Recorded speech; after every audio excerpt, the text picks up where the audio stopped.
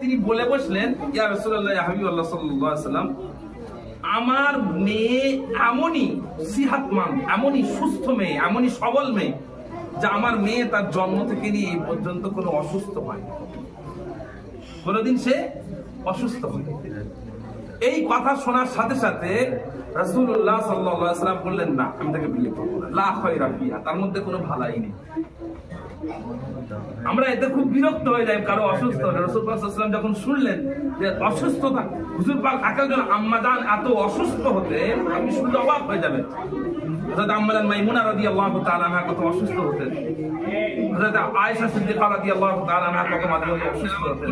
হুজুর পাক সাল্লাল্লাহু আলাইহি ওয়াসাল্লাম তাদের সাথে সম্পূর্ণ ইনসাফের সাথে, আদলের সাথে, মুহাব্বতের সাথে তাদের ট্রিটমেন্ট করাতেন, চিকিৎসা করাতেন, তাদের সেবা যত্ন করতেন। কিন্তু একজন মেয়ে যার কখনোই শরীর খারাপ হয়নি, অসুস্থ হয়নি,